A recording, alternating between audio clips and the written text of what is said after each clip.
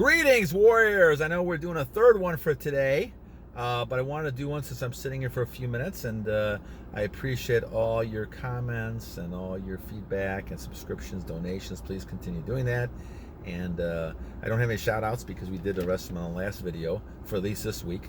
I'll go back and look at those probably tomorrow and over the weekend and kind of catch up and do some more shout outs next few days.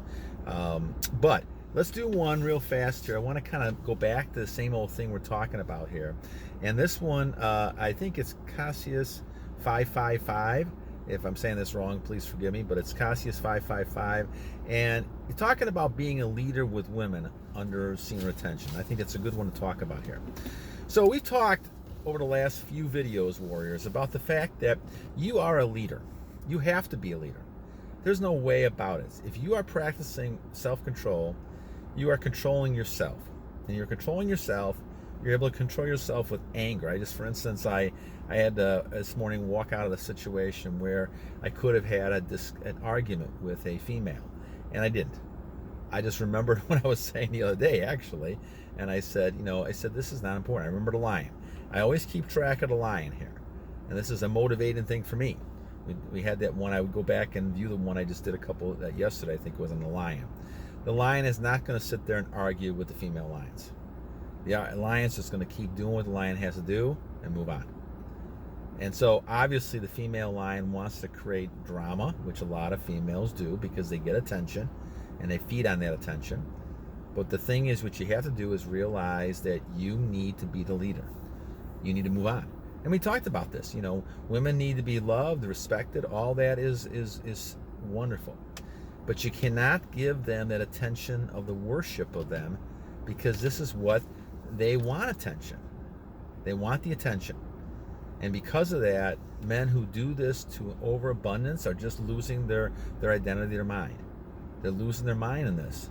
And what you have to do is realize this as you're doing this. And so, as we talk about the leader, you are the leader.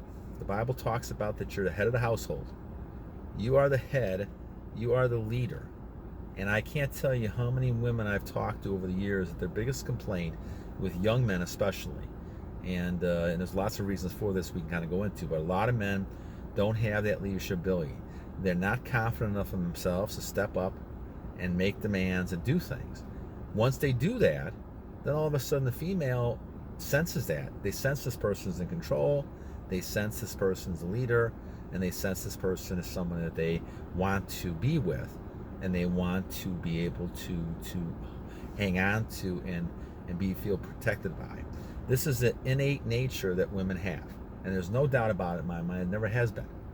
But it's a matter of males recognizing this and being the same man they have. And you're not doing that if you're losing a lot of your energy, if you're losing a lot of things within yourself that you can't control that behavior.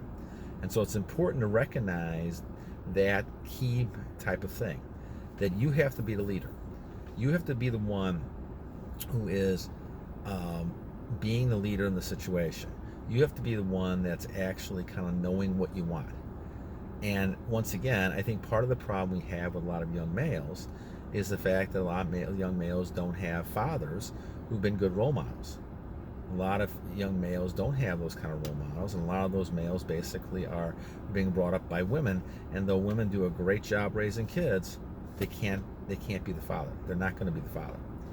And so they're showing the child what they expect from the father, but they don't really know how to do that. Unless you have a strong male figure in that family, you're not going to get that. And this is what I think the problem is with divorce and the people breaking up and those things. The kids don't have that male role model, and they need the male role model. And I think that's what's important when it comes to them being strong and being the leader. And so as you look at this situation, it's important to recognize who that masculine male warrior has to be. And that, to me, is the key to the whole situation. Knowing that you're the masculine male, knowing the person that you're in charge, knowing those things you have to be able to be strong with, right? Those are important things to know. And as you do this more, you recognize how important it is to be a strong male. Now, when we look at the situation, we realize that as a male, there's certain attitudes you have to have. And part of the attitude you have to have is not really caring what other people think. And that's not an easy attitude in our society. A lot of people want to be liked. They want people to like them. They want people to understand them, and they want to be able to focus on the key things that are important. And part of those is relationships.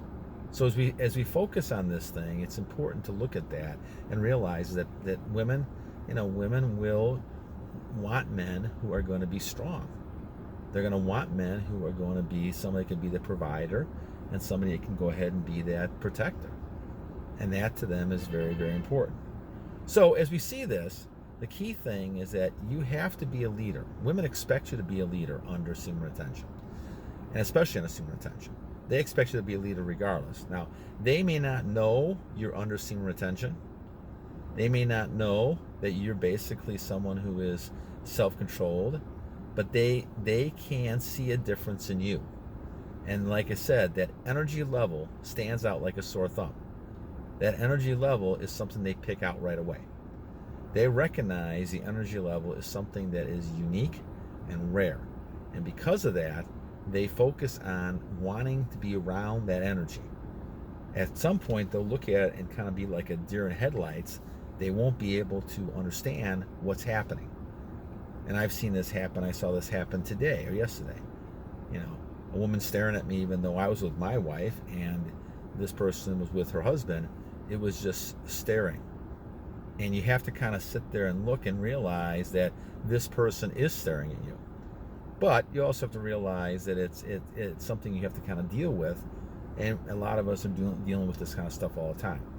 So from a perspective of a male masculine person and a warrior, realize that this is a very flattering thing. And if you are single or you're someone who wants that relationship, well then certainly those are consequences with that. You can go ahead and kind of take advantage of that.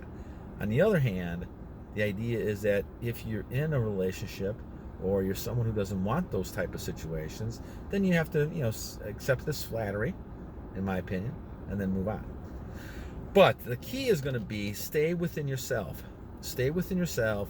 Stay that strong male person, that masculine male. Stay the warrior, because the warrior is going to get things done. You have 100,000 things on your plate.